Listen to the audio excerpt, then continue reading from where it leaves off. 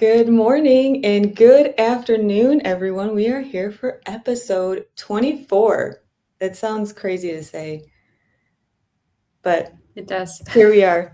Here we are. And today is a very interesting conversation. It's based off of some things from previous conversations that we're having. So it seems very relevant on how compressed air can actually affect margins for these large manufacturers. So I want you to hop right into that because it is very interesting. And I know you have some really cool things to share. Yes, thank you, Dani, and hi everyone. I'm uh, I live close to Milan, close to Winter Olympic Games, and I'm watching every single game. I think every night, and then I see how the every single small piece like of the score, the nanosecond, is so important to win. And I was actually thinking about this because compressed air, we consider it is a utility, and it's also extremely important part of each industrial process. Like the quality of the product directly depends on compressed air. And a lot of companies think, and I think they're sometimes most of the time also right, why should we touch something that already works? So it's been always this way. So it has such a small percentage in the total cost of ownership of the production, right, of one unit produced. And I mean, it's not there is not even a business case for reducing energy Mhm. consumption to make the product. And while I was watching the Olympic Games, and I saw, especially like in skeleton or in a bobsleigh or in skiing, for example, that millisecond changes everything for the sportsmen. And this inspired me actually to make some breakthrough, some breakdown. Sorry, breakthrough. Breakthrough was the Olympic champions, but a breakdown of life cycle cost of various products, and do a little bit of the research also of the utility cost and what is the part, how they actually impact the total cost of the product. So I think it's I have like a very small slide to share with you, and today is Friday, so I think everyone is tired and wants to go on the weekend. But I just want us to inspire and actually think that energy efficiency can be not just as a nice to have project, but it's a result of, first of all, of the system that works well, but it's also the business case. And Mhm. CEO of the companies and CFOs of the companies should always see how it does impact the cost of the product, final cost of the product. And actually, you can win on the market if you reduce the price of your product, especially when you are in a very competitive niche.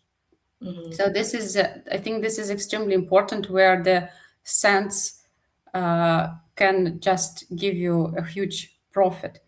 I prepared only one slide today, so we're not gonna jump. It's gonna be a slow compressed coffee and compressed air, really relaxing. And I have a great example of a very competitive niche. And since me and Dani, we are women also in compressed air and engineering, it is about cosmetics. So cosmetics, it's extremely competitive niche, Mhm. especially here in Europe. I see a lot of smaller companies that have their own nice products, and it's not the huge marks, huge brands, but I see how they are fighting for every single customer. Mhm. And you can see there is like a good ingredients, and it can be bio-based packaging. It can be Mhm. something else super sustainable. Some other plus and plus and plus. So, for example, for me as a consumer, as a woman who buys cosmetics and creams and nice shampoos and all these kind of things, it makes for me also the difference. But of course, the price also makes difference. You can see very nice, amazing brands, smaller, but they cannot actually compete. And here I have for you an example. Let me just share my screen. And I think then later we can share. So here you see now my screen, right? Yes. Yeah. So I have here an example of one nice bottle of a serum for all men and compressed air that are watching. It's a very trendy product that uh, a lot of women are buying nowadays. Hey, So, there are a lot of men that have beards in our industry, okay. and they can, yeah, because Brad, my husband, does have some, mainly that Uh, I purchased for him, but they have to do something with that. yeah. Yes. I spoke with a few people that are, let's say, CFOs of the company that also check all the cost part of the product. And for example, what is extremely important, that there are three main categories, I would say, right? And of course, those categories are divided in more and more and more, but in general, there is materials and packaging. So this is the most important part, an actual liquid, an actual serum, the package that also arrives to the facility, the purchasing of this, and labor cost. So this is of course, the direct cost, and then there is some overhead that can be utilities, administration. So there are many categories, but of course, the part of the utilities, the energy consumption, how much energy I need in order to produce this product, it's quite also uh, big, as you can see here. This is Mhm, just an example. And then we have a unit cost, and then of course we have additional margin on this, and then the product goes into the shelves. We have distributors, and from a very small production cost, it can be 10 times more, 20 times more, depending on where we are. Plus, also brands put more. Brands name have a lot of margin. But again, I'm talking here mostly about the small and medium companies that are really competing on the market for every single client here. mhm, And in the cosmetics business, compressed air is used a lot. So you might maybe not even recognize it, but if you see the energy bill, there are some companies where the compressed air, for example, can be 40 or even 50% of entire energy consumption for the production of this piece. I'm not talking now about the maybe like offices, some other things, or but in general, if you see compressed air, heat, water, electricity in general, compressed air is a part, of course, in the electricity bill. Unfortunately, we don't have yet a separate bill for compressed air, so it will be more interesting to see it. mhm, But it's extremely important that we have this part that is include also compressed air. And in general, when we take the compressed air, and here you see the, for example, very low cost of the utilities. Here is an example that if we can reduce compressed air consumption by 30%, we can expand the margin by $0.02, mhm, so 2 cents. But it sounds very small. mhm, But again, I always think about the Olympic Games. So this 0.02 cents can bring a gold medal, because if we have a 10 million units per year, it creates the profit of the $200,000. And I mhm, think in this case, we really need to think about this as a pure profit. So I want today to question a little bit the status quo about thinking about the compressed air only as a utility, and given this only as a task to energy manager mhm, that has to reduce the energy consumption. But I want a little bit to, like, to give ideas also for the financial managers, financial mhm, officers, the CEO of the companies, the owner of the production sites, that actually there is such a great opportunity mhm, to have an additional, to have this competitive advantage. First of all, you can reduce the cost of the production, meaning that you actually have a margin expansion for this. And I think this is extremely important, and it's reducing it by 30%. It's not such a huge thing. And the other thing that is also extremely important, that we have also other benefits. For example, there is a reduction of the downtime, and we had also some slides before, we had some coffees before. Reduction of the downtimes of the machine, reductions of the risk. So it's the idea of today's the name of today's coffee is good enough today, disadvantage tomorrow. I think it's a really, really to the point, because yes, it might work today and it's fine, and maybe you even don't need to see what is the percentage of your compressed air inside your product, not inside your energy bill, but inside your product, and it's okay. But tomorrow, it actually can be a huge problem in general, caused even by downtime of the machine, and you can be just behind other people that started to work on their systems, because it's not just only about the energy, it's about the safety, it's about the work environment. There are many factors that are extremely important. Another very important point that I wanted to add today, and I think it's not a surprise for most of the companies, is that production lines that are highly automated nowadays, they consume more compressed air than old production lines. So, and it's not a surprise, and it's not because the producers of machines want they don't think about the design, or they want to be mean with their customers. It's not about that.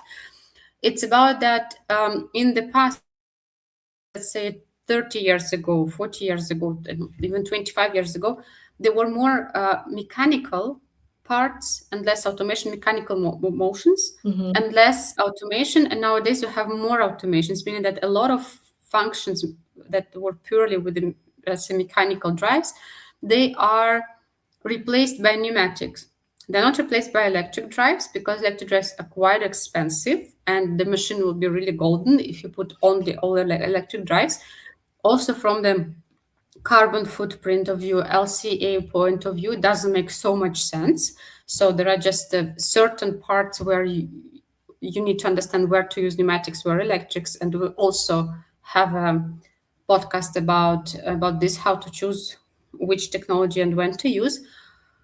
But there are more and more pneumatic components, and those pneumatic components, because they're highly automated, they consume a lot of air, because they make also a lot of cycles per minute. So the consumptions actually of the new production lines can be 30, even 50% higher than the old production lines. And in my personal experience, we did a measurement in one factory where we compared all the new with exactly the same function, brand new, nice machine, shiny, and with nice nice designs and everything, and it was consuming 35% more than the old machine of compressed air. While the manufacturer actually doesn't give you usually the information about the consumption. It only gives you information about what is the pressure levels and are required here.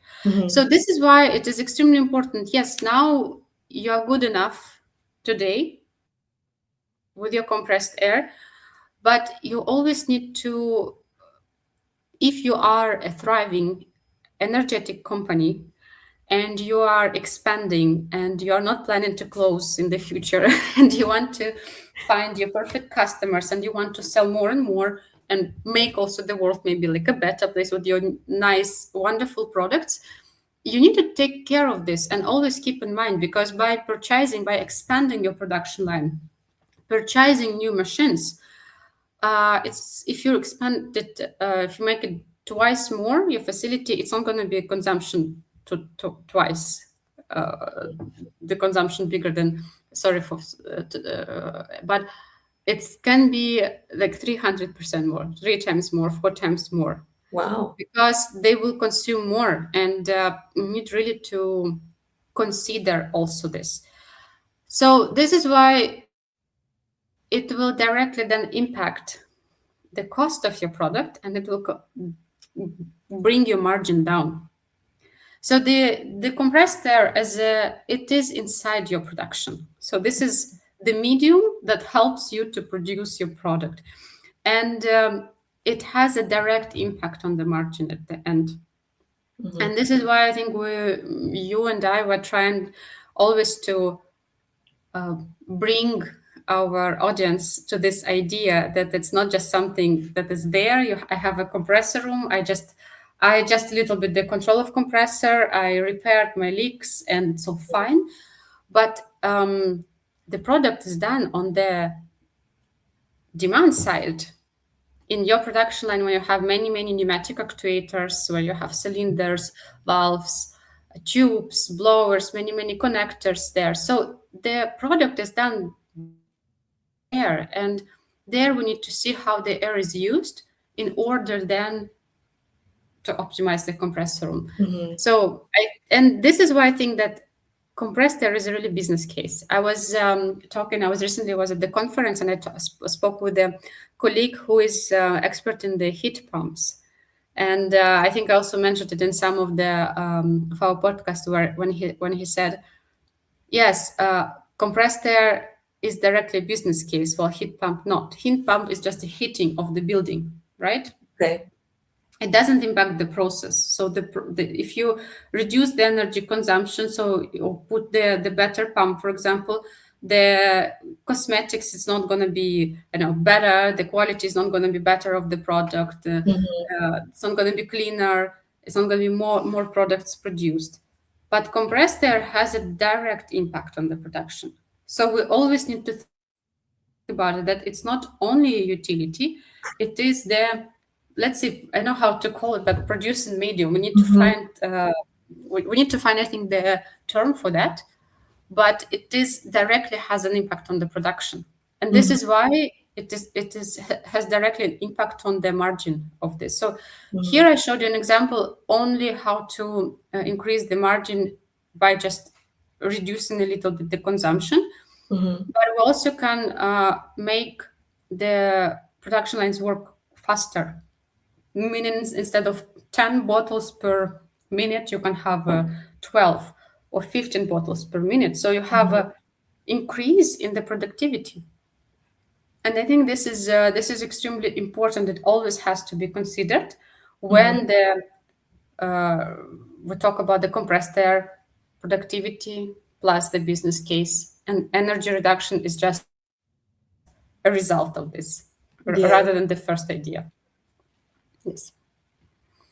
So Yeah. this is It's from interesting. me. Yes, this is my thoughts.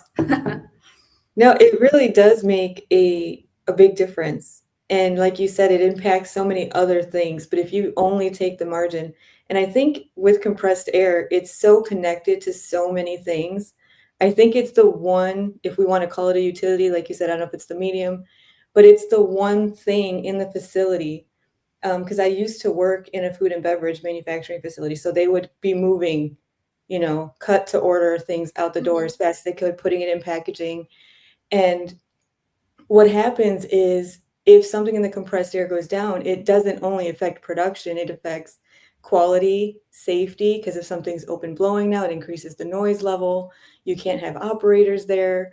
It increases the energy bill. So then you have those guys, the maintenance guys have to come out and fix it. So it's everyone. Maybe when the lighting goes out, you can bring in some spotlights and keep working. Mhm. And if, the heat comes out again, you can bring something in. It's not like devastating to production in this way. It doesn't have a direct impact on the Right. production, doesn't have the quality on the production, right? It's not Mhm. even, as you said, food and beverage, cosmetics, pharma, automotive. For example, in automotive, I was at the facility that produced cars, and the carcass of the cars, they have to be painted. There are different Mhm. technologies to paint the cars. One of them is spraying, and if the pressure drops by like zero point 0.1 bar, and they spray the entire carcass, they need to redo it once again. It costs a lot of money Mhm. and it is just a teeny tiny pressure drop that can cost an entire spring. So the entire Mhm. carcass has to go again through the treatment and again through the spraying. Yes. So Yes. Very interesting case. And I love the image. I mean, it makes it very clear. And I think it's difficult too for us because in order to break it down, it's like who's responsible for the compressed air? But exactly. like if we just mentioned, it's like, okay, well, if the CEO takes it to increase margin, other people have to get involved. So I think that's why it's been this way for so long, right? It's just that it is. So before we go, I know we're at 20 minutes and this one was supposed to be a little more relaxed. I don't want to just leave and not give them next steps. Like what can they do? So say they see this and they're like, "Yes, I want to look into increasing my margin." Do they go to their engineer and say, "Look into this," or what would that look like, do you think? I think first is to understand the data that you have in Mhm, place. First of all, again, there are different types of companies, right? Some types of companies, they exactly know how much compressed air cost, mhm, what machines consume what, and what is the impact on the process it has. Let's say I'm in the company that I only have an energy bill and I have a maintenance manager who knows mhm, very well their compressed room. So I would say first to understand the cost of this, the compressed air. So that would be the first step. But the step zero, sorry, it will be to understand um, where it is used and for what processes. Is it packaging? Is it spraying? Is it cooling down something? Is it cleaning something? mhm, And then to check is it used correctly. So this will be one thing. So mhm, are there any problems uh, at the final product, at the final stage, that are affected by the system? Is there a pressure drops, something happening that usually sometimes even the operator cannot articulate what the problem is. They would say like it's mhm. not enough air, it's not good force or something like that. So first of all, also understand this, and Mhm, once we understand how it is used and how much it costs, then to go already into the depth and check, okay, how I can improve it. So how mhm, I can improve it, what the impact I can have it then at the final process and the margin. Not only reduce the cost, but can I make also my machine, for example, run faster? There are very simple techniques also actually to make it, and then not so many companies use it to make the machine also run faster. So I would start from this and just to have the first reality check with yourself, like mhm, depending who you are, CEO, CFO, what data is available? What do you know about your system? What do you know about your compressed air systems? What is the percentage it is used? For example, from the entire utility, is it 20% from electricity bill, 40, mhm, 50, 60? So those kind of things. And then how it is used and what is the product mhm. impact. Perfect. I think that's great. I think we're good for today. I think that's a good spot to end. If anybody in manufacturing or you know somebody wants to continue this conversation, please reach out to Dr. Rakova or myself, and then we can maybe help because it takes some guidance a little bit sometimes in some of these facilities because there's so much going on in the bandwidth of the people already working there. Yeah. They're all wearing multiple hats already. So if this is something you're genuinely interested in, it'd be good to have just a more one-on-one conversation. These are a little hard to be general because each manufacturing facility is very different. Exactly. Even if Exactly. it's sister plants and they have the exact same machines, the environments are still different. So we're happy to have that conversation, and you know how to find us and reach us. Yes. And everyone have a nice weekend. Yes, thanks everyone. Thank you. Bye.